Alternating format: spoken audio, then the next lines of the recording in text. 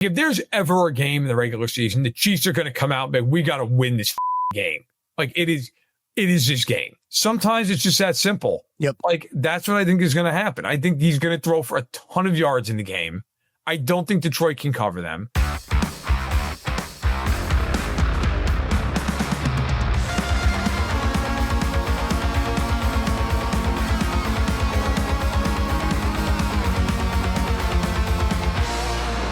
It's that football show here on KC Sports Network. Tucker Franklin hanging out with Matt Verderame for your Friday edition of that football show, talking Week 6 NFL, Chiefs, Lions, and a lot of the other games as well. Matt, still out of the house, still on location. How are things going? And how are you?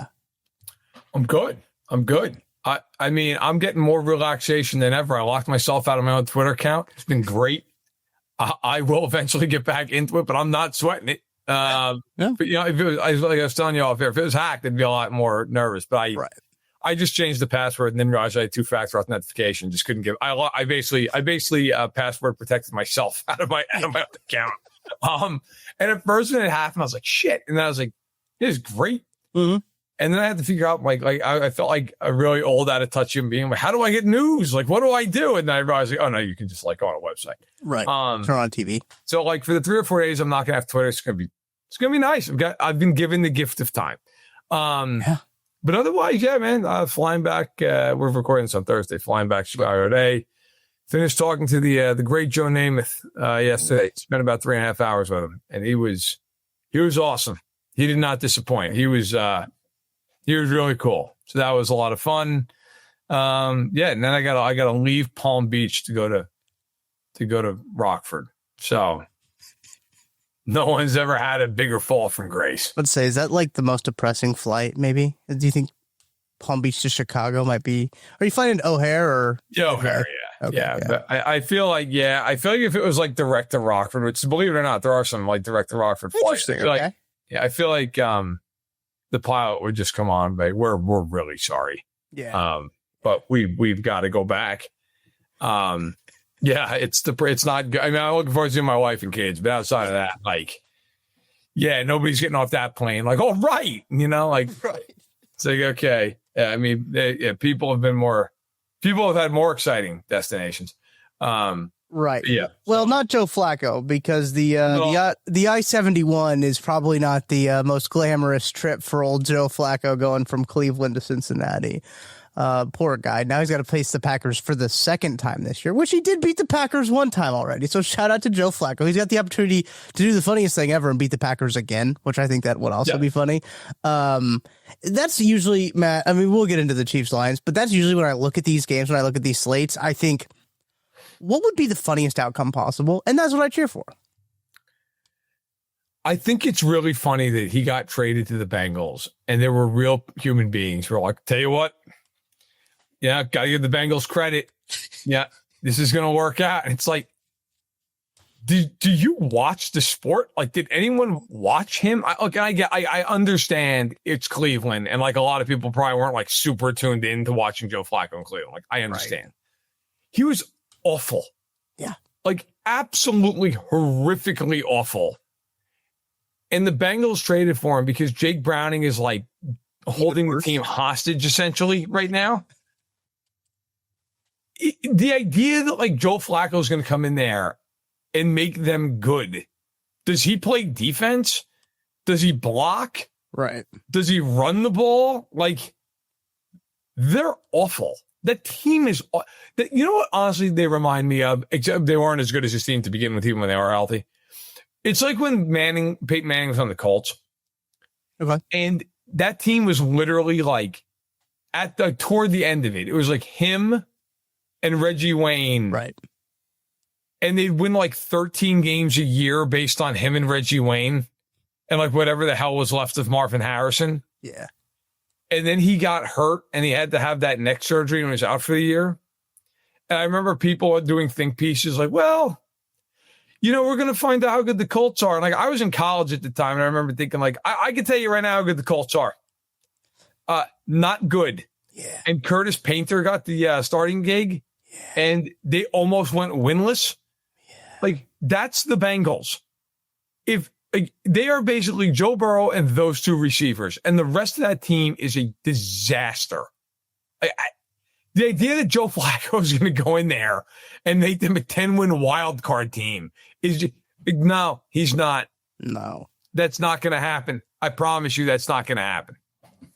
This year, Joe Flacco in 4 games is 1-3, 58% completion percentage, 815 yards, 5.1 yards per attempt, 2 touchdowns, 6 picks for Joe Flacco. Not a great touchdown to interception ratio for old Flacco, and he probably should have retired like before he went to the Colts, and has since played another season, I guess. 2 more seasons if you include the year that he was with the Colts. Like, I don't think that the Colts probably should have had him on their team. But no, poor Joe Flacco. I feel bad for the guy. I know we talked about this and kind of teased about it. Well, like, if you get that call, if you're Joe Flacco, man, you were set. Like, you didn't have to do anything. You could have just sat on the bench. You didn't have to live in Cleveland, but now you have to live in Cincinnati and play. Yeah, like, at least Cleveland are on the water. Right? Yeah, true. I mean, now some of the water you can set it on fire, but that's neither here nor there. Yeah. Yeah, look that up. Look up. I think it was the Cuyahoga River. Just got like somebody like just torched the river. There's so many chemicals in it. So crazy. It's so good. Crazy. Welcome to Cleveland. Yeah, I wonder if you like struck a match on like Lake Erie, if like half of it would just go off, and then like the Canadian half would just be like a firewall. Yeah. No, listen. I mean, it's a ridiculous trade. And then the Browns followed that up by making another ridiculous trade. It's like, hey, like, we'll send you Greg Newsome, who's a pretty good corner. Not great, but like pretty good. To send him to Jacksonville to get Tyson Campbell, who just signed a massive contract a year ago, who Jacksonville was like, please take him. Right. I'm sorry. What? Yeah. Like, how does that help you if you're Cleveland? What does it do? Like, what? I would argue Greg Newsome's better than Tyson Campbell. Like, no, I agree. Yeah. Like, and like, look, not in a meaningful way, like, not like, oh my God, like, but you just took on a bunch of money, and I understand, like, it's non-guaranteed now, and you cut him and whatever, but like, why'd you trade for him? Right. Like, the Browns remind me of, as a Knicks fan, like the 2000s to early 2010 Knicks, when the owner was insane, but also incredibly involved. And like, anytime the Knicks had anything going on at all, he would immediately snuff it out. Like, excuse me, we can't win 30 games. Like, and like, he would just do things that were so nonsensical. As a kid, I always felt like if I ran an NBA team and I needed to dump a player, I would just call the Knicks. Yeah. Because the Knicks are absolutely not only going to take him, but like gleefully do it. Like, yeah, sure, bring him on in. Like the Knicks were just a wasteland for everybody who sucked and had a huge contract. I think the Browns now are just like, yeah, we'll take Deshaun Watson and give him $230 million guaranteed. Yeah, sure, Tyson Campbell, why not? Like, let's give Jerry Jeudy a shit ton of money. That'll go well. Right. They just bring in all these guys that don't make any sense. By the way, as a postscript, if anybody wasn't an NBA fan, the Knicks were awful for 20 straight years and made me basically stop watching the sport for a decade because I couldn't. Like, Linsanity was the 1 week of 20 years that Knicks fans were like, hey, and then of course he just sucked after that. Yeah. It was a dark time, and for Browns fans, it has been a dark time for about 35 years now. So a couple of things I want to add on the Cleveland front before we move on to Chiefs Lions here. We don't typically start with NFL news, but look, that's where it led us today. We just go wherever we go where we're led and go where we're compelled. And I don't even know what I'm doing. I can't see Twitter. I don't know. That's true. So I'm going to read you a couple of tweets because you can't see Twitter. Adam Schefter tweeted, the past week in Cleveland, traded quarterback Greg Newsome to Jacksonville in exchange for quarterback Tyson Campbell. They sent quarterback Joe Flacco to the Cincinnati Bengals. They might be. And acquired left tackle Cam Robinson from the Houston Texans. So it was a bit of a very bizarre week for the Browns, who are just absolutely wheeling and dealing. And this tweet here from your colleague, Albert Breer. He tweeted out this morning on the Jags-Browns trade overnight. Jags saw Newsome, a cornerback, best with his eyes on the QB, reading, reacting, and suited for their zone-heavy scheme. Also, in a contract year, Newsome gives them more financial flexibility. Tyson Campbell, likewise, is in a better scheme fit with the team he's going to. A man-match corner with speed, length, and competitiveness, signed through 2027, so while they have to pay for it, the Browns get more stability at the position. I believe no guaranteed money, though, for Cleveland on that. Yeah, because you got traded. So, right. So Jacksonville retains that money. Yeah. Listen, Albert's my guy, and I think that's a good explainer. I also think it's funny the competitiveness is thrown in there as if that wouldn't fit it well on Jacksonville. It's like we saw what they did defensively on Monday. I actually, what's very funny is the first response to Albert there. Let me pull this back up. Said Tyson Campbell was still ass. Is the first response. I always love, like, every once in a while on Twitter, you get like these people who respond like that, and it's just like, you know what? You're right. Yeah. Like, it's well put by you. Yes, he was indeed ass. Yeah, it's. I think sometimes, like, I'm trying how I can word this. When I think about what I do for a living, yeah, and I'm like, you get to a certain point, like you get to Sports Illustrated, and you feel like, okay, I've got to be more buttoned down in my approach to, like, the way I disseminate what I think about certain things. Right. Yeah. But then I see a guy tweet out Tyson Campbell is still ass. And I'm like, you know what? That guy cut right through the bullshit. Yeah. I'm like, you know what? Yeah. Man's got a point. Yeah. And every time I see something like that, it heartens me to just write like that. Yeah. And then to see how long it takes for a PR staff to email me. Like, hey. Like, excuse me. You can't it's like, that. Yeah, well, what do you want me to tell you? I'll tell him to stop being ass, and I won't say that he's ass. This is how it is. Yeah, it's always a good time. Before we hit our first break, let's start talking a little bit Chiefs-Lions here. And then we'll hit after the break. We'll go and then we'll dive a little bit more into it. But first initial thoughts on this Chiefs-Lions game. I've kind of talked about it a little bit on the daily streams I do on the KC Sports Network YouTube channel from noon to about 1-ish. I've been talking about this game vibes-wise heading into it, and I made this comp on that football show last time of just kind of how it was feeling going into that Tampa Bay game in 2022. It feels like a lot of people are kind of counting out the Chiefs, especially after a game against a team that they probably should have beat in the Jacksonville Jaguars. Should have. They probably over about 100 different ways, and then they just they're like, nah, you win. It's all right. Yeah. A very frustrating loss that I'm glad that we are turning the page on. And I know we talked about this a little bit. I think I did like 5 total shows the day after the game. I'm okay not talking about that Jags game ever again, I think. Yeah. And I know that was plenty. Yeah, you and I talk about that. It's like when they lose, it's just really hard because we got to talk about it. It's just a car wash of sadness. Like, all right, like let's have another conversation about how they stink. It's a lot more fun when the offense looks good and they win, right? Like that Ravens game. I do 5 shows, no problem. Don't give me on there. I'll talk about it. All I want. Yeah. But talking about that Jags game sucked. But facing the Lions. First impressions of them, they're beat up. I mean, this is a Lions team that, man, I feel like, Matt, we've been talking since like July about how beat up the Lions have been. Like in the offseason, they've taken on a ton of injuries. They got corners not practicing. 3 of their top 4 corners going into the season aren't playing in this game. I mean, they had Ennis Rakestraw, Mizzou made legend, hurt his shoulder in the preseason. He was out for the season. They now have an injury to Terrion Arnold, who is assumed to be out for the season. Also a shoulder injury, interesting enough. Now is not going to be out for the year, but is out for this game. Yeah, likely out for this game. I mean, look, they've got a lot of injuries. Yeah, they got a ton of injuries on this. They placed who did they play? DJ Reed on the IR for a hamstring injury. Like, you're going on the IR for a hamstring injury. That must be a pretty severe injury. And I think it was reported that he doesn't need surgery. And it's just like, wait, you guys were thinking about surgery for a hamstring injury? Like, that's kind of a big one. But first thoughts on this matchup here, Matt. Look, I think it's obviously an intriguing game. I think that from a national perspective, you look at it and say, look, you'd expect a lot of offense in this game. Yeah.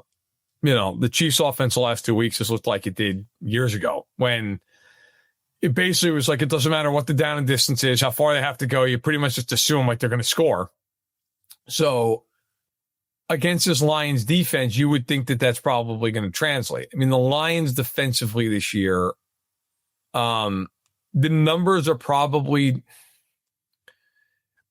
not wholly representative of how like good they really are or mediocre they really. And the reason I say that is just they've played some horrific offenses. Like, we're used to the Bengals being a good offensive team. They're not a good offensive team. Right. Like, they are maybe the worst offensive team in football along with Cleveland, and like the Lions have played both those teams.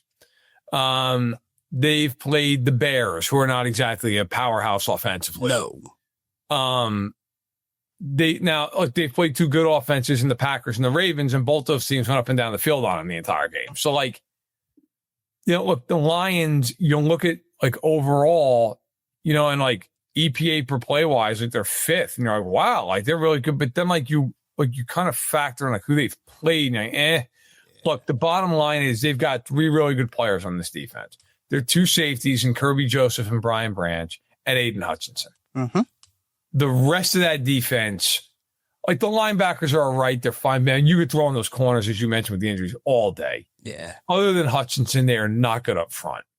Like, it's not like Jack Campbell's a good player, but Jack Campbell's not Fred Warner. Like, it's not, you're not like overwhelmed by Jack. It's a defense that I think against a bad team can kind of hold its own. Against a good offense, I would expect it to give up a lot of yardage and points. I think the big question for Kansas City in this game is, can you hold up against the run in this football game? Mm-hmm. Like, that to me, look, the line is not what it once was for Detroit. Ragnow retired. Decker's playing, but he's dealing with an injury. They say he's probably have to deal with all year long. They've got a rookie guard in there. The other guard, Mahogany, is a second year player out of Boston College. He's hit and miss. Like, but Gibbs is a freak show. He's fast. He's twitchy. He can make you miss. And Montgomery is just a bulldozer. So, like, can you limit that? If the Chiefs can limit that, I think the Chiefs have a very good chance to win the game. If they can't limit that, and then Goff is throwing out a play action, he's got all day to throw, then you've got I could be wrong. I think Spagnuolo is going to blitz the absolute daylights out of Detroit in this football game. I think he's just going to say, look, Goff doesn't move. He's got 9 rushing yards. Like, we're just going to relentlessly go after him. Yeah. And if they run the ball, we're going to blitz our way right to one of the running backs. Yeah. And we're going to try. I mean, the one thing that does scare the hell out of me in this game, if they leave Jamari Conner in the slot to go against Amon-Ra St. Brown, they're going to give up 200 yards to Amon-Ra St. Brown. Like, if they don't put McDuffie inside in this game, I have real questions about, like, what the thought process is. Because I got to tell you, they're not great outside. Like, Amon-Ra plays in the slot. Jameson Williams is fine, but, like, you can put Jalen Watson on Jameson Williams and be fine. Noah Williams can guard Isaac Tesla. I promise you. Like, it's okay. Okay, they're both like third-round picks, rookie third-rounders. If they can stop the run, I think they have a very, very good chance to win this game. But it's a big ask because Detroit's run game is as effective as any in the league. It's very good. I got some 2 really good running backs. I love Dave Montgomery. He is a very good running back. Jameer Gibbs also is incredible, but like David Montgomery is. Do you remember that graphic when he was coming out of Iowa State? It was just like what his like comps were for every like skill position where he was just like the greatest running back of all time. I think about that graphic maybe once a week. I appreciate the Bears just let him go to the Lions. Yeah, it's fine. Yeah. Insane. That's insane. Great job at it. Yeah. Yep. I do think that's a good jumping off point. We do need to take our first break because there's some things that there's some thoughts I have about the defense and what they can do in this game and some hypotheses. Hypothesize. Who the fuck knows? Who cares? I didn't go to school for that. Yeah, who cares what it is? I have a hypothesis about what this defense can be in this game, but first, I'm calling all Chiefs fans. You guys already know. You could be on the field at the 50 inside GEHA Field for the official coin toss at a Chiefs home game this season. Visit Chiefs.com/GEHA now. Enter to win a chance to be on the field for a once-in-a-lifetime view of the pre-game coin toss. Plus, you can score other exclusive prizes. Enter for a chance to win at Chiefs.com/GEHA. GEHA is the proud partner of the Kansas City Chiefs. Let's take a timeout. We'll be back right after this. Chiefs. Just a short drive from Kansas City. Experience the history, the heritage, and the bourbon at Holiday Distillery. Tour Missouri's oldest distillery. where real Missouri bourbon is made the old-fashioned way. Walk the grounds, taste the tradition, and take home a bottle of something special.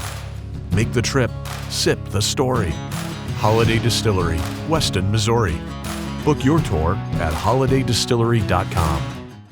Matt, as we're recording this podcast, 96.5 The Fan tweeted out a Guess the Chiefs player graphic. Can I? So I got nothing. Right. No, that's good because I want you to guess the Chiefs player. I'll give you. They give you 4 hints. I knew who it was. I got you. Okay. So they give you 4 hints. From the University of Iowa. Ricky Stanzi. That was my first guess too, because that is my immediate reaction when I think of the University of Iowa. I thought he was going to save the team, dude. I thought Ricky Stanzi was the quarterback of the future. That's crazy that I thought that. He was so bad. 93rd overall pick in the 2010 NFL draft. Okay, hold on, man. I should be able to get off of that. So that would have been the what pick? 93. Okay, so in the 3rd round, 2010, they drafted Berry in the 1st round. Yep. Moyaki. Nailed it. 6 career touchdowns, the Tongan Superman, Tony Moyaki. I went to a Chicago social club bar once, and I was going to play basketball with my buddy Carm, who also actually went to Iowa. Weird. And, yeah, great guy. I totally embarrassed him. He's like, he actually can play basketball, and he asked me, he's like, yeah, you want to go? I'm like, all right. I'm like, do you play basketball? Well, yeah, I play like JV basketball, but like, I started playing hockey, and that was like, he's like, when's the last time you shot a basketball? I was like, bro, like 10 years ago. Yeah. Got it. But I'm like, don't worry, man. Like, I was an athlete in high school. Riding a bike, yeah. It crack back in. Uh-huh. It did not. I got a wide open corner 3, and I stepped into that thing with elite confidence. I'm like, I'm going to knock this thing down. I missed everything. I was like, oh, my God. It was brutal. It was so bad. And like half these dudes were like former college players. Right. Yeah. I was like, all right, we got it. Like, I'm just going to play defense and pass and stuff, and we'll survive this. But it was a humbling moment. I remember I went to the gym every day for like a month and shot basketball, and I got back into it. And I was like, Carm, I'm ready to go now. I'll hit that corner 3. He's like, no, you stay back. Yeah, you're good. Yeah. But the point I brought that up is on the way in, guy was sitting there sipping a drink at like 1 o'clock in the afternoon. It was Moyaki was just sitting there hanging out at the bar. Like, he was like retired. I'm like, all right, cool. What a guy. Yeah. What a guy. He's got one of the coolest catches, I think, in Chiefs history. One of the greatest catches in Chiefs history. Yes, absolutely. Yeah. Shout out Tony Moyaki. But before the break, we talk about my defensive hypothesis. We know that Steve Spagnuolo and the Chiefs do this sometimes with teams that they know that they're going to play again, right? Where they'll kind of, I don't want to say hide things. I don't think that's necessarily right, but they will lead you on, right? They'll lead teams on. Maybe the Chiefs thought that they'll play the Jacksonville Jaguars further down the road. So they said, what if we just leave Jamari Conner in the slot, maybe don't blitz a whole lot, show them one thing. And then, so like when we play them in the wild card round, we can really get after them, right? Do I necessarily agree with that? That's sentiment. If that is their sentiment, no, I don't agree with that sentiment at all. I don't agree with that mindset. But here's the thing with the Detroit Lions is, the next time I see the Detroit Lions, it will be in the Super Bowl if they make it to the Super Bowl. They sometimes will do this thing against NFC teams where they're just like, all right, who cares? Let's just throw it all out there. We're going to empty the clip against these NFC teams that we aren't going to see again. And if we do, it'll be in the Super Bowl and we'll come up with something else, right? Or based on last year, we won't. Yeah. That's a good point. Well, it wasn't on the defense. Yeah, it wasn't on the defense's fault in that game. But so here's my theory also too. I think this plays into like kind of the stakes of what this game is for each team. The Lions can lose this game and not sweat anything, right? Like if the Lions lose this game, they're still fine. Like in their division in the NFC. This is a inter-conference game for both of these teams. So like, it's not a ton of sweat off the Lions' back. This game means a whole lot more to the Kansas City Chiefs in terms of just like record wise, where they sit and everything. So this is a game where I think there's going to be like a one-off game plan. And we've talked about how good Steve Spagnuolo is in these one-off games of like, okay, you need a coordinator to coordinate one game for you. You want Steve Spagnuolo to be that defensive coordinator. I hope they throw the kitchen sink at him. I hope they throw the kitchen sink at Jared Goff. Jared Goff low key has been really good. I didn't realize this until like the stream. Like I was on my stream and I think it was Jackie Moon. Shout out Jackie Moon in the chat always. He said, who do you think's better, Baker or Jared Goff? And I immediately was like, oh, Baker. Like I would take Baker. I would take Baker. And I went to like the Pro Football Reference where you can compare the two players. I was like, let's look at the stats. Let's look at the numbers. And like even since Baker's time in Tampa, I limited it to like from when he got to Tampa to now for both of the range. It's not close. Like Jared Goff is statistically so much better. Now, you could talk about the help and everything like that, but I mean, it's not like Baker doesn't have any help. He's had Mike Evans and Chris Godwin. I mean, he's got some good wide receivers. I mean, now he's got Emeka Egbuka. They've got Bucky Irving at running. Like, I mean, I like the cast of talent that Baker has around him, but I was kind of surprised at how, like, numerically, how well Jared Goff has been since he's been in Detroit.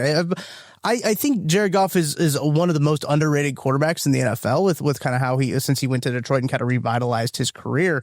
Mahomes has never beaten Goff, by the way. That's kind of crazy to think about. But yeah. So when it comes down to it, I think that they've got to try to get a Jared Goof game, right? I think that Steve Spagnuolo's got to come out here and try to throw the kitchen sink at Jared Goff because they've been so efficient. And you mentioned the run game too. That's going to be a big part of it. That's the run blitzes, everything. They got to do everything they can to kind of slow down this Lions offense because if they can, I think they win the game, obviously. My biggest fear in this game is that the Chiefs' answer to slowing down the run is playing Derek Nottie like 50% of the snaps. And, look, I'm not saying this is a bit. I mean it. He's awful. He's not good. I believe PFF, I think he's the worst rated defensive tackle in football. That wouldn't surprise me. The eye test that matches the eye test. Yeah. I was going to say, like, I don't put a whole lot of stock into PFF, but that looks about accurate. Yeah. You cannot have that be the answer in this game. Yeah. And if that means playing, if he's healthy, Norman Lott, who I believe, correct me if I'm wrong, he was a full practice. Correct? Yeah, full participant. Everyone on the team was a full practice. I got to tell you right now, man, and I don't know if they'll do it because they're the Chiefs, and this has been, if there's any issue I've had with them over the years, this is it. They need to play the younger guys in this game in Norman Lott and Noah Williams. That kicks McDuffie inside. It kicks Nottie to left bench. Like, that's where both those guys need to be playing. Nottie isn't all pro at left bench, but like he is, yeah. At left defensive tackle, not good. Right. Also in this game, as much as I think Jalot has some talent, I would play a lot of Amenahu in this game. Yeah. He's a veteran.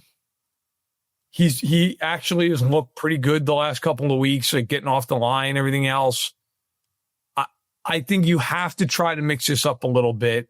But to your point with Goff, listen, he is a good quarterback. But the one thing about him that has been true his entire career, if you can get after him, he will struggle comparatively. Like there are some quarterbacks, like every quarterback struggles when they're under pressure comparatively to when they're not. Yeah. That's a universal fact. But some guys can deal with it better. They're more agile. They're more mobile. Like if Mahomes gets pressure, you can get out of the pocket and make it throw. Goff isn't going anywhere. Right, yes. Like if you get pressure on Jared Goff, it's pretty much like the play's just done. He's not going to get out of it. Yeah. And that's where, like, to me, this has to be a Chris Jones game. Yeah.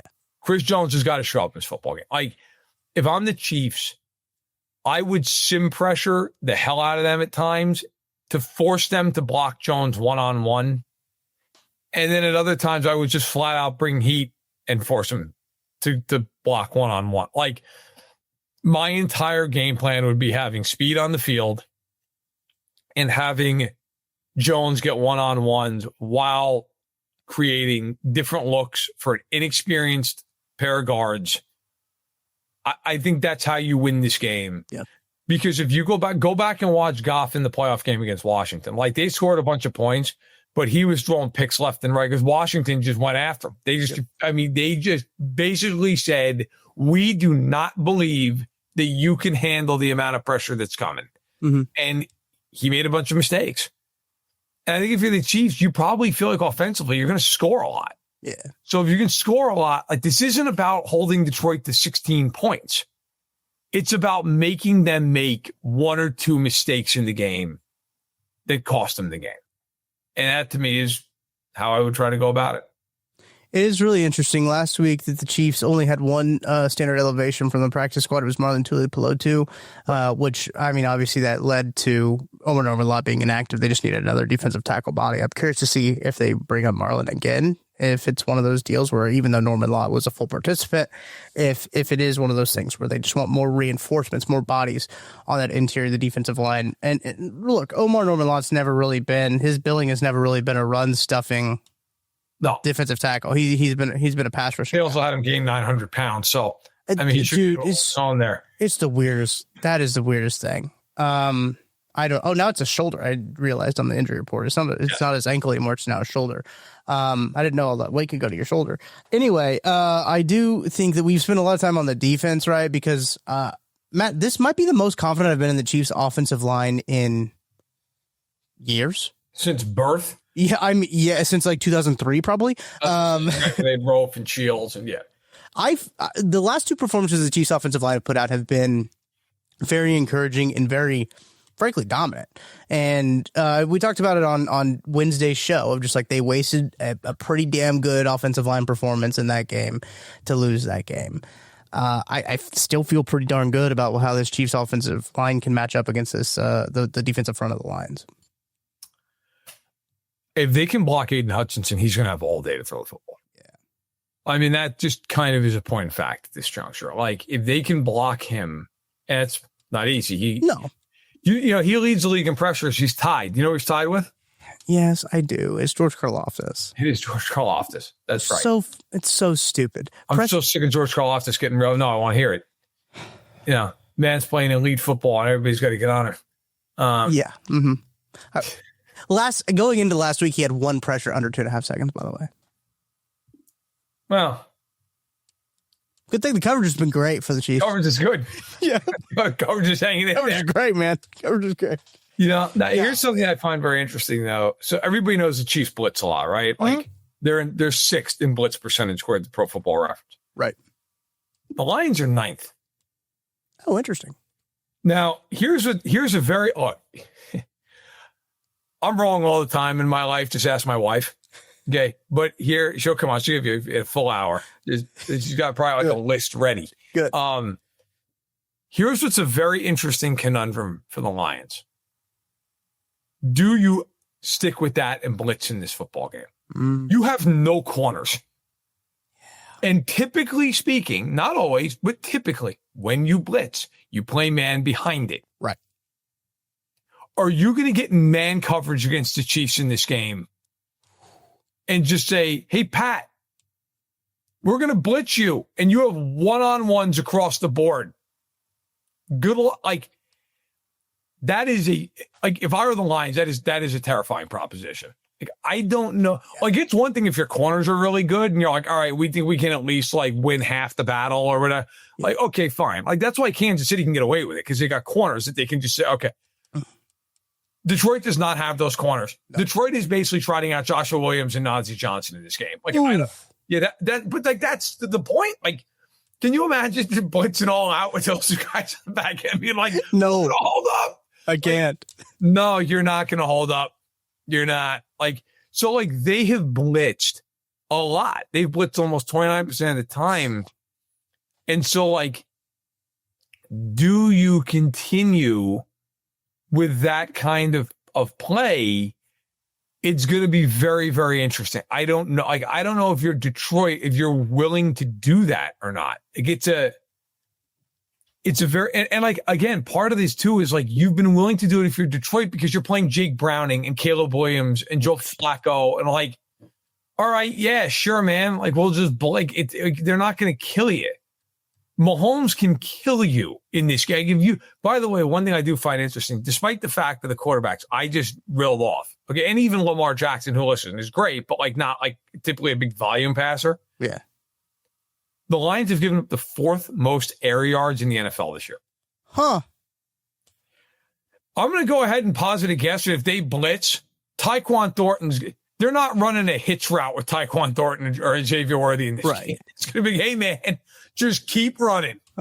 You know, like, and if they blitz but play a lot of 2 deep behind it, then you're going to have wide open spaces in that intermediate. So it does beg the question, does Detroit play totally differently and say we will not? But if I remember, I have to go back. I don't think they blitzed him once 2 years ago when they played in the season opener. Ooh, interesting. So, like, now that was Aaron Glenn, who also was a heavy blitz, coordinator. How do you blitz? Does Kelvin Shepard say, nope, we are who we are, we're going to blitz? I'm very fascinated to see how they go about that. Dan Campbell flat out said in the presser, he was like, if we blitz them, it better be an Oscar-worthy performance disguising it. Yeah. So I'm very curious to see how they do this. That could just be some good gamesmanship there from Dan Campbell, some good coach gamesmanship. Yeah. But this is, Matt, you were talking about this too. This might be we were talking about the confidence in the offensive line. This might be the most confident I've been in the Chiefs receiving corps to be able to get separation in quite some time. I mean, that was the big problem in the previous years, is that none of the dudes could get open. They couldn't get separation. Xavier Worthy can get separation. Tyquan Thornton has shown the ability to get separation too. If they're going against these corners that are to your comps, Joshua Williams and Najee Johnson, who by the way is eligible to come back from the IR. Right, Najee Johnson gonna be coming back soon, maybe. That'd be crazy. Hold on 1 second. Housekeeping's here on a minute. Sorry, housekeeping was busting in like the KGB. I thought I heard something going down. I was like, what is going down in this? I had the little like door thing locked, and she was afraid I'll like break it off the edges. All right. I'm like, damn, I don't check out for another few hours. She's ready to get you out. Ready to get you. She was like, get out. Yeah. No, I appreciate it. Illinois trash. But yeah, I do think the Chiefs wide receivers, I have a whole lot of confidence in, probably more confidence than I've had in quite some time, just like the offensive line. It's one of those interesting situations you feel yourself coming into, Matt, that like when I look at this game, even though they're coming off of that super weird, embarrassing, annoying, frustrating, whatever superlative you want to use, loss to the Jags, you feel pretty good, right? Like, is it weird that I feel good about this matchup against the Detroit Lions, who are probably the best team in the NFC? No, it's not weird. I think the Chiefs are going to win the game. I do. I think the Chiefs are. Look, I totally understand anybody who's like, how could you pick that? They're 2-3. I get it. I'd also sit here and tell you that sometimes we're like a little bit of a prisoner of the moment. And that Jacksonville game, it took them doing everything imaginable to lose that game. Right. Now, at some point, if you keep doing that, that's who you are. Right. Like there does come a point too where it's like, all right, well, this is just who you are as a football team. Yeah. But I had somebody like ask me the other day, like, well, can the Chiefs, like, can they beat good teams? And I'm like, they've been to 5 of the last 6 Super Bowls. I mean, what are we doing here? Like, are we really going to forget like who this team is based off of the fact they had one night where they just played like shit? Like, I get it. In the first 2 weeks, they're playing with 2 hands tied behind their back. Like, they don't have anything. They're no offense. I really believe that the offensive line is going to be very good in this game. And if they're really good in this game, I got to like sometimes like what is it like Occam's razor, right? Like the most simple explanation is the explanation. Right. Here's my honest to God feeling of this. I think the Chiefs' offensive line is going to be really good. I think Hutchinson's going to be a pain in the ass at times because he's a great player. But I think overall they're going to hold their own. If they've got to chip and help out on him, okay, fine. I don't think the rest of those guys are beating the Chiefs up front. I think Mahomes is going to have a lot of time to throw the ball. And if he's got a lot of time to throw the ball against Detroit's 4th, 5th, 6th, and 7th corners, he's going to kill them. Like, that's what I think is going to happen. Like, sometimes it's just that simple. Yep. Like, that's what I think is going to happen. I think he's going to throw for a ton of yards in the game. I don't think Detroit can cover them. I mean, he played them 2 years ago. And like these teams, it's odd because normally you say 2 years ago and you're like, well, it's two different teams. They're not that different. No, they really aren't. Like, the Lions are like shockingly the same as they were 2 years ago, personnel wise. I mean, Mahomes lit them up in that game and didn't have Kelsey, didn't have Worthy. Yep. Rice, it was his first career game. He had a touchdown in that game, but they were barely using him. Tony and Moore, Sky Moore, shout out Sky Moore, continuously drop Every pass in the world. I covered that game. I was at that game. Yeah. Okay. It was unbelievable. It was like a bit how bad they were. And they still almost won. Like, despite all of that, if Tony doesn't drop a ball late in the game, they still would have won the game. Right. Like, I have a ton of respect for Detroit. Last year, I picked them to go to the Super Bowl. And this year, I think they absolutely can. I didn't pick them this year. I picked the Rams, but I think they absolutely get there. I think Detroit's excellent. But I think the fact that they're so beat up in the secondary, that they don't have Aleem McNeil and Marcus Davenport up front. Like, at some point, look, we saw the Chiefs offense and they didn't have Worthy and Rice. Right. There is a tipping point to it. It just matters. You get to a certain point in a certain part of the depth chart where you just cannot hold up anymore. And like, I have all the respect in the world for the fact they've won 4 games in a row, other than Baltimore, who the Chiefs also planted. Right. Okay. They beat nobody. I don't care that they've beaten the Chicago team that I think is average, and then 2 horrendous teams out of Ohio. I don't care. I think the Chiefs are going to score a lot of points in this game. And I think if they score a lot of points, look, you can say whatever you want about the defense. They didn't play well last week. That's a fact. They played really well against Philly. They played great against Baltimore. Like, I think they're going to win the game. I think they're just, frankly, when they play the way they can play, I think they're better. Yeah. But, you know, and to your point earlier, they need this game way more than Detroit does. Right. They're at home. It's in prime time. Like, if there's ever a game in the regular season, the Chiefs are going to come out and be, we got to win this fucking game. Like, it is this game. Yep. And the Lions, like, if they lose, all right, I mean, you're 4-2. You're fine. You still have a lead in the division if you lose this game. You're fine. You're going home to play Tampa after this is our big game, but go on, it's a Monday nighter. Then you have a bye week. Like, I just think if you're Detroit, this game, look, you want to win. Don't get me wrong.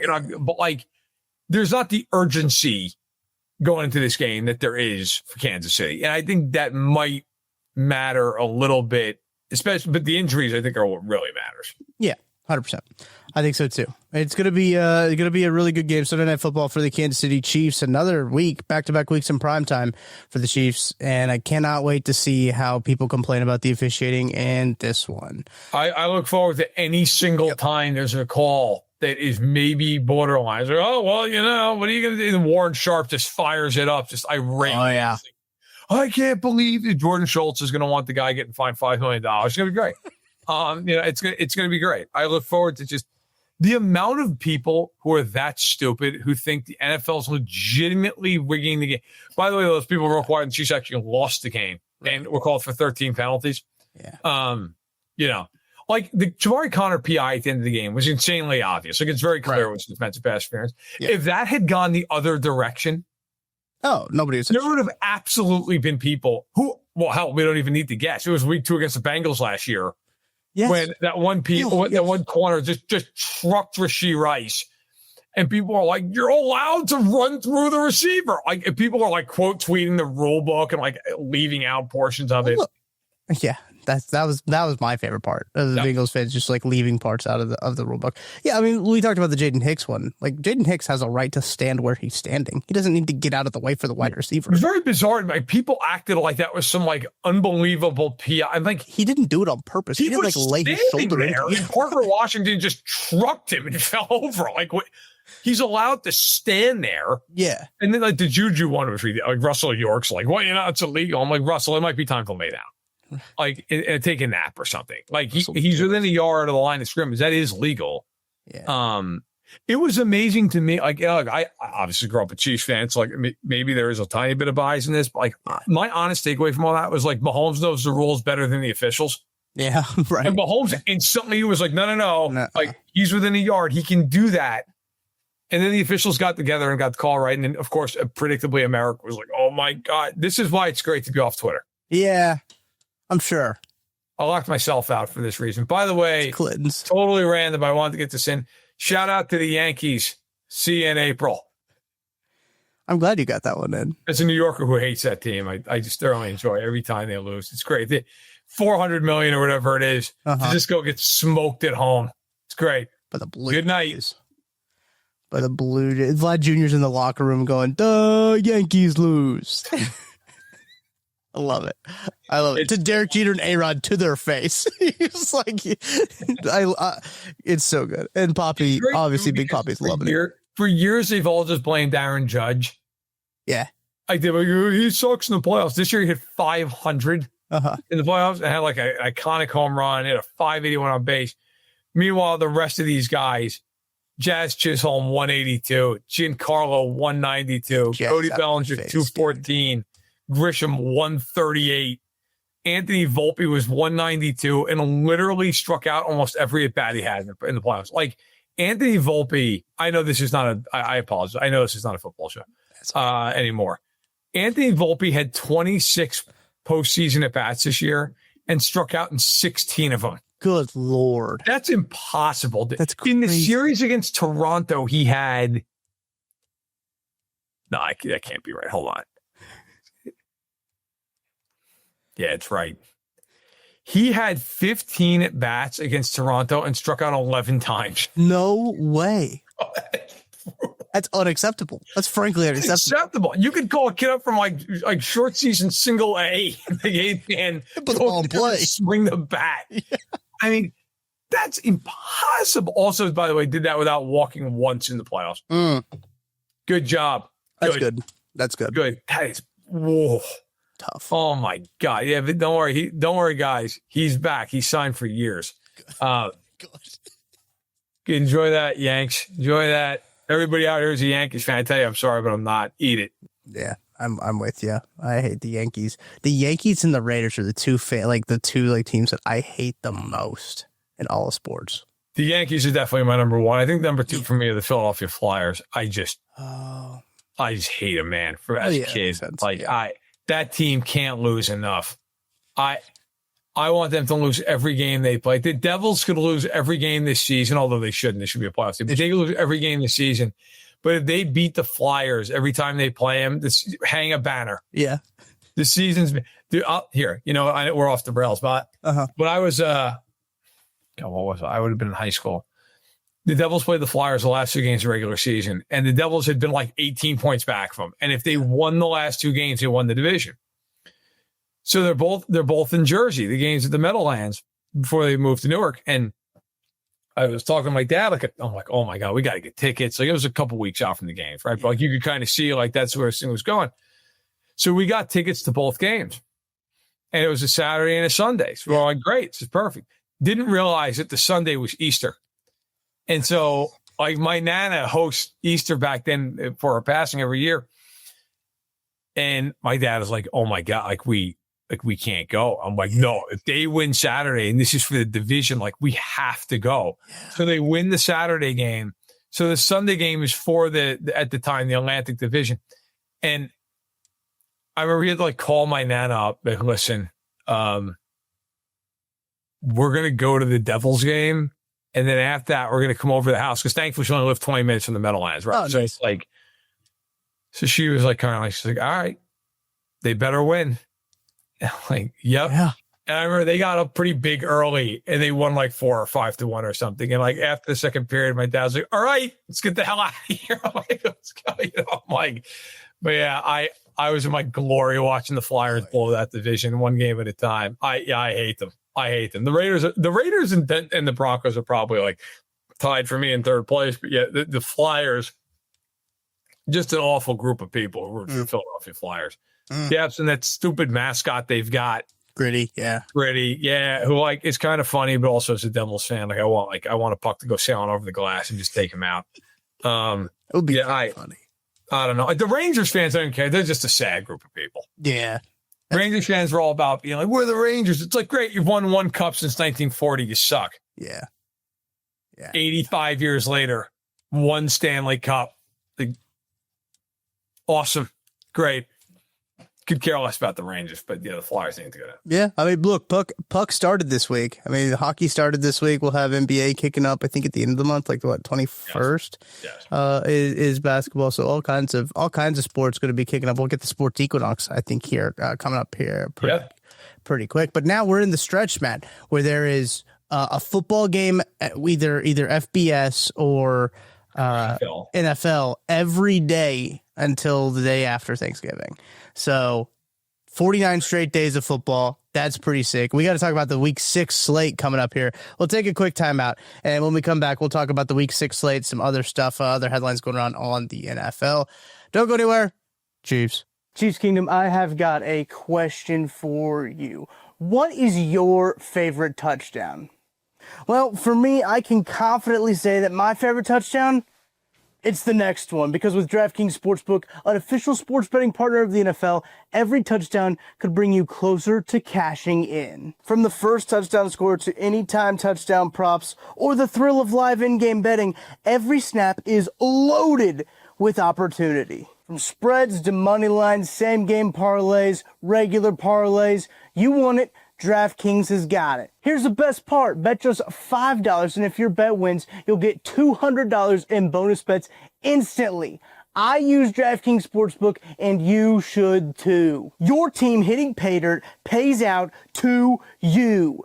Download the DraftKings Sportsbook app now and use code KCSN. That's code KCSN to turn $5 into $200 in bonus bets if your bet wins. In partnership with DraftKings, the crown is yours. Gambling problem? Call 1-800-GAMBLER. In New York, call 877-8-HOPE-NY or text HOPE-NY 467-369. In Connecticut, help is available for problem gambling. Call 888-789-7777 or visit ccpg.org. Please play responsibly. On behalf of Boot Hill Casino and Resort in Kansas, fees may apply in Illinois. 21 plus age and eligibility varies by jurisdiction. Void in Ontario. Bet must win to receive reward. Minimum minus 500 odds required. Bonus bets expire 7 days after issuance.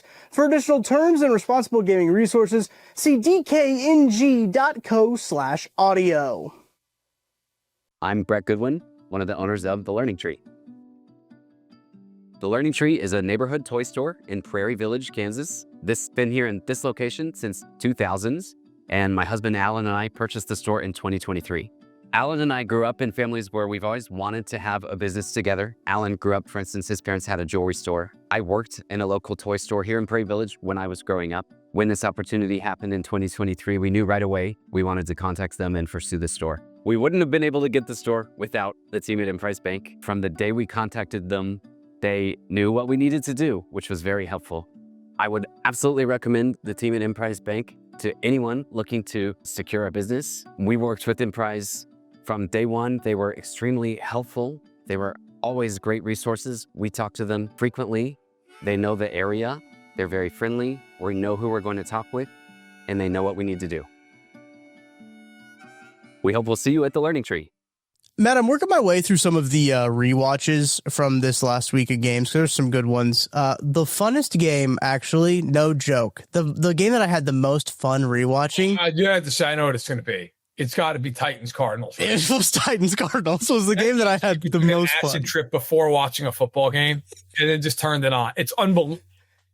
There are about 5 plays in that game that defy anything that involves the sport.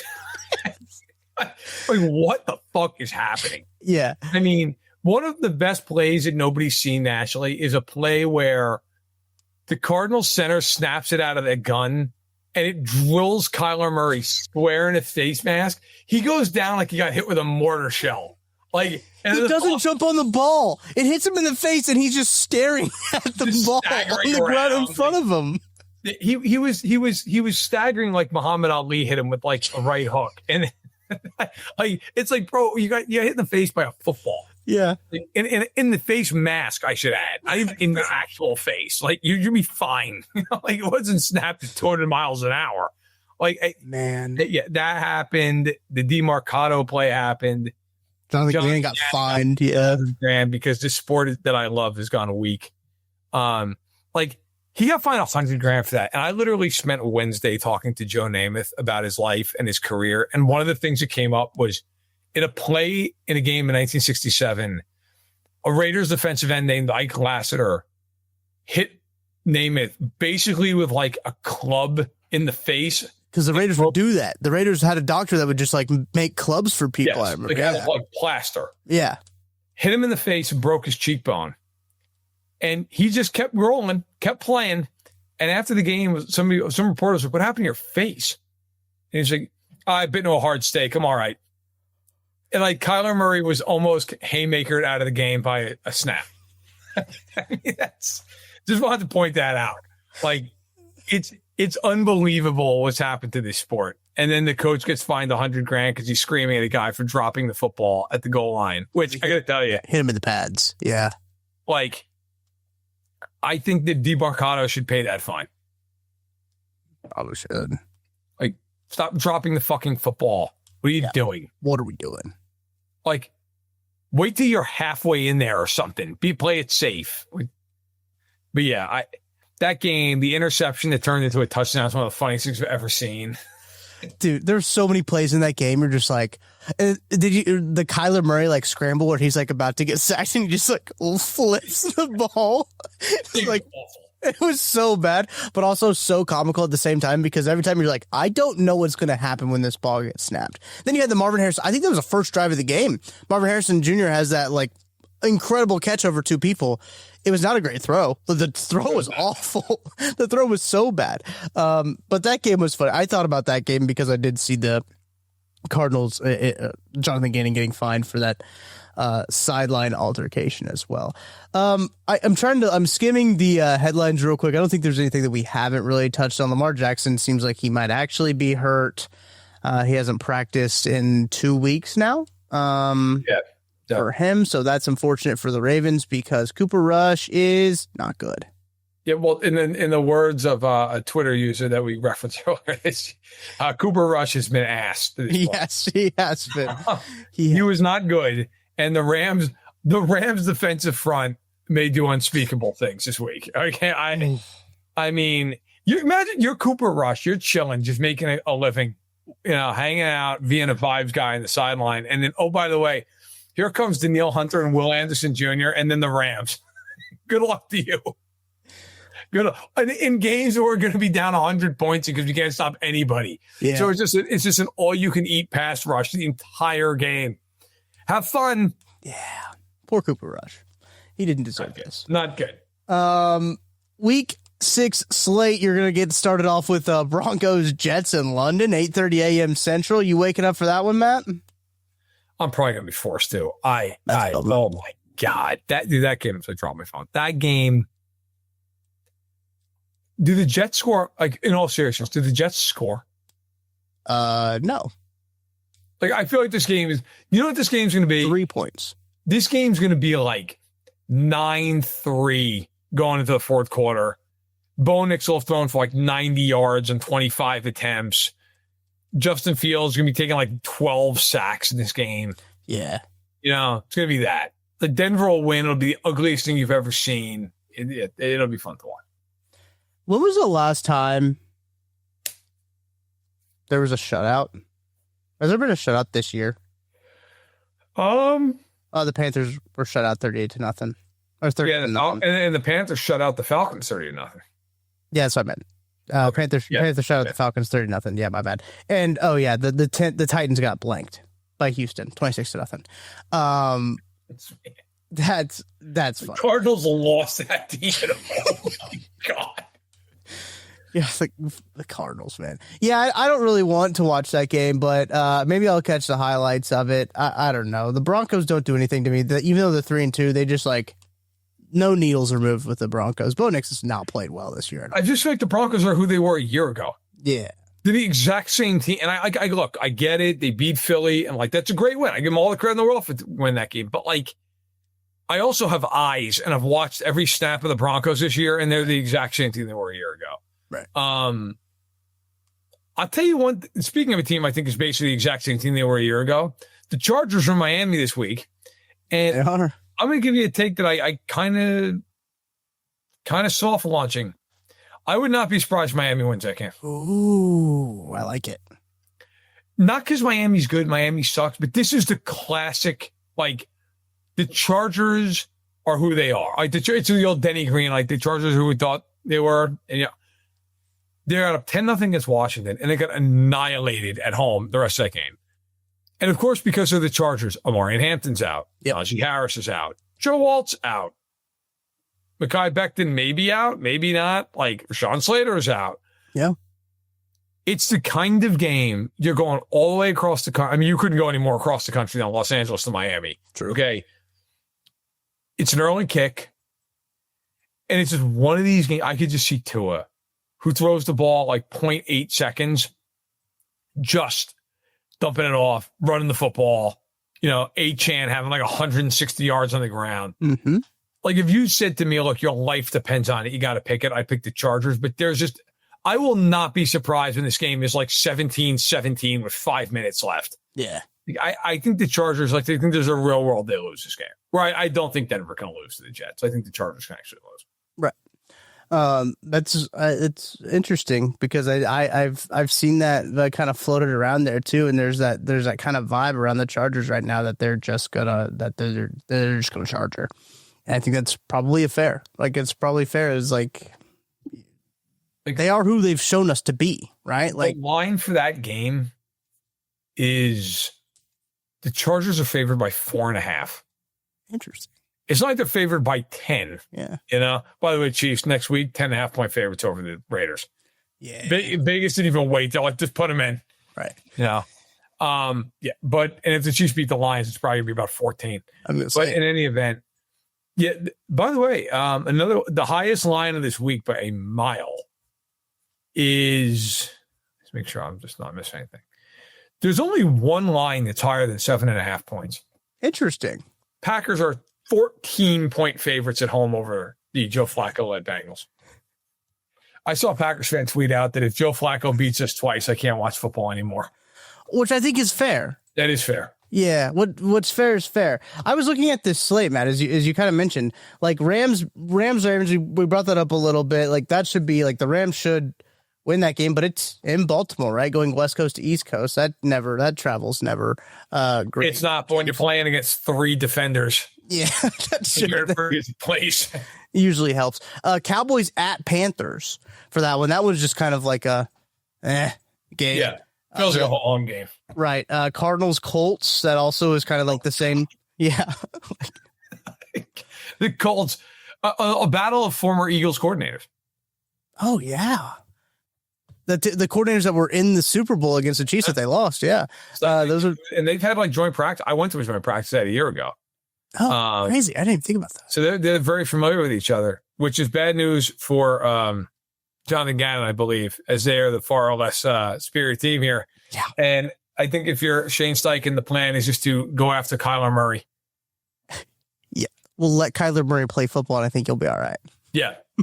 Yeah, like the Steichen and Adam Rumor, they start screaming as Latu gets close to him, yeah, don't hurt him, right. Bring him down gently. Colts legend Jacoby Brissett's their backup quarterback, by the way. I think that's more to my point.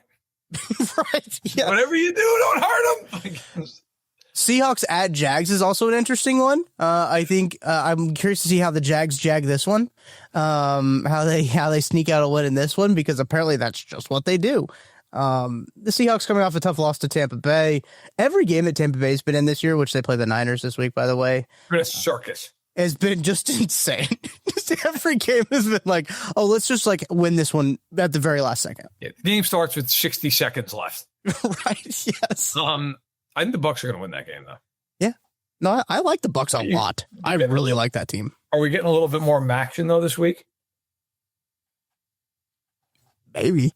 Is Mac Jones involved? Maybe find out. McCorkle Jones, baby. It's crazy. It's the greatest middle name of all time. Yeah, it's crazy. We talked about Chargers, Dolphins, Browns, Steelers. That is just one of the that is a game that's happening this week. That game's going to be a close game. You watch. Oh, I'm sure. Because Aaron Rodgers literally throws the ball 3 yards per attempt in the air. And the Browns are going to truck stick every guy in front of them. That game is going to be atrocious. Yeah. 13-10. Oh, speaking of atrocious. I know. Titans Raiders. Yep. Titans Raiders. I saw that game in the schedule. I was like, oh, God. That game is. I might make that one main screen just because. Again, funniest outcome possible. If it's the Titans win, I might make that one. The Titans suck. I don't know how they beat the Cardinals. I really don't, because that football team is so bad. Well, the Cardinals have beat themselves for. I mean, you think the Chiefs loss was infuriating? Go watch the Cardinals game. Yeah. But the Raiders are going to win. But man, Geno is just planning to throw 8 more interceptions. So Geno wants to know has anybody ever thrown 40 picks in a season? Because he's ready to do it. Jameis was like, if I just had more time, right. I would have got there. It is a shame that Jameis is stuck being the third string quarterback in New York when he could be starting for the Bengals right now. Which I don't understand. Like, look, Jameis is not good. No, like, he's fun. He's better than Joe Flacco is. Like, right. Oh my God. I don't know, man. I'm with you. Patriots Saints. Are you moved about anything in that game? Just no. The Pats will win that game. New Orleans is awful. Yeah. All right. Let's move over to Monday Night Football then. Bills at Falcons. The Falcons have a chance to do the funniest thing possible. I think the Bills are going to win, but I'll say this: where the throwbacks. Falcons both teams are. Really? Yeah, the Bills are going standing Buffalo in this game. Oh shit! I didn't think about that in my equation. Yeah, I mean, listen, I think the Bills are going to win. I also think there's a world in this game where Atlanta throws for like 500 yards. So it's going to be so much closer than like anyone wants it to be. Yeah, like there's a world here where Michael Penix is just throwing a Drake London nonstop. Is like Tre'Davious White's laying on the ground. Yeah, the ball says, "Hey, look at that, another completion." The Bills have mastered the art of having a cornerback in the game that the other team is just like that guy. It's like last year in the AFC title game when Benford unfortunately got hurt again. And right, yeah. Kyrie Elam came in, and I was on the phone with my dad. I was like, they need to throw at him every single play that they're in man. Like every time he's isolated, just throw it at him. It's an instant first down. There's a world in this game where Penix is just like, look at this. Like this guy's wide open for the 35th straight play. Like, yeah, I think that game is going to be high scoring. I think so too. That game, I think it'll be a fun game, truthfully. It'll probably be more fun than Bears at Commanders. This is a rematch of the game where that was Bears Commanders, right? Where they had the last second Hail Mary. Well, what's his bucket was out there celebrating. Yeah. Such a funny ending, dude. So funny. Yeah, that game. I think the Commanders win. The Bears are off a bye. Yes. But I think the Commanders will win that game. Vikings on a bye week this week as well with the Texans. Vikings coming back from their dual international games. Yes. In Dublin and London. Did they split those? Did they win? Yes. Yeah. They split. You're going to get the question's going to be coming off the bye. They play Philly. And are you getting McCarthy or Wentz in that game? Is McCarthy supposed to be back? Like, what was his injury? I can't remember. High ankle. So they think he'll be back for that game. Here's another question. Is he good? I don't think so. I mean, I'm down bad because I spent the entire offseason being like, look, I'm really high on Minnesota. And I've watched Minnesota for 5 games. And I have deep concerns about the quarterback. Yeah. I think you got to play McCarthy, though, because Wentz is just awful. We knew that against the Broncos last year. Or was that? I've never seen a guy who's happier to get sacked. Like he drops back and the pressure's coming, and he's like the captain of the Titanic. I'm like, going. You've never seen the movie where Captain Smith is standing there holding the wheel, and the water is just like right up to the tops of these like floor to ceiling windows, and he's just like, no, I don't care. I'm ready to drown to death. It's fine. Like I'm going down with this thing. That's Wentz in the pocket. Like the siege is coming, and Carson Wentz is just like, you can almost hear taps being played as he just steps in and just gets killed. Yeah. And you're like, Carson, you can just like dump it off to the back, right? Right. Yeah. He's wide open. They blitz 9. Somebody's open. It's like, nah, it's cool. Let's stand in here and take this shot. Okay. Great, man. Great. Well, we'll see how this week goes. I'm excited to have Sunday ticket once again for this banger of a slate of football here. But that's going to do it, I think, for this Friday edition of That Football Show. Thank you guys so much for hanging out with us, sticking all the way until the end of the podcast. We'll be back after the Chiefs game. We'll have a Monday morning edition of That Football Show. Win, lose, or draw. Imagine if they tie. That would actually be kind of funny. This defense is not allowing for a tie. That's a good point. Neither of these teams' defense is going to allow a tie. No, somebody is scoring aggressively. Find out who it is, if not both. Yeah. So that's going to do it. We'll be back on Monday. Make sure to hit that like button, hit the subscribe button to become a ball knower. We appreciate everyone in the comment section as well. We've had lots of comments. Like, I think we've had like 100+ comments the last couple podcasts. So we appreciate you guys voicing your concerns, letting them fly in the comments. We really do appreciate that. I go through and I read a lot of those, unfortunately. Maybe I shouldn't, but I always go through and glance at it because I find them enjoyable. I saw like the first one last week with some guy, some random like non-Chiefs fans, like, oh, copium. I was like, right, yeah. Yeah, no, that's what Chiefs fans need. They have a trophy case. It's like overflowing over the last 6 years. But no, you're right. I don't know how I'd have hope about this team. I don't know where I'd ever get the belief that they'll just figure it out and win a bunch. And then I saw one guy was just irate about my borderline joke about Butker. Oh, yeah. Oh, it's just like, he's got a right to his opinion. It's like, just thanks, bro. I didn't realize that. Well, you just said like off the field. That's literally all that you said. It's like, this has nothing to do with the off the field stuff. And then we talked about football for the rest of the time. I mean, there are people in life who are just waiting to be infuriated. Like, boy, it's like, I really believe there are people who like watch a podcast or listen to it and they're like, boy, if he's just one fucking thing I'm ready about supply side economics, so help me God. Fucking Reaganomics was the best fucking thing that ever happened to me. And if he starts talking about the fucking Berlin Wall, I'm going to lose it. I can't take this shit anymore. Nobody gets the proper credit for that. We did that. Mm-hmm. It's like, holy crap, man. Go have like a soda. Yeah. Like, what is wrong with you as a human being? Yeah. What is wrong with you? It's like the uncle at Thanksgiving who everybody's just talking about like, oh, like my kid's really good in gymnastics and oh, your kid, oh, he made the varsity. And then the uncle, he's like, did anyone else watch Hannity last night? Did anyone? Because I got to tell you, I saw what was going on over and like, oh my God, Uncle Ned, breathe. Like it's Thanksgiving for God's sake. Like we just want to have a good time. It's okay to just be okay. Right.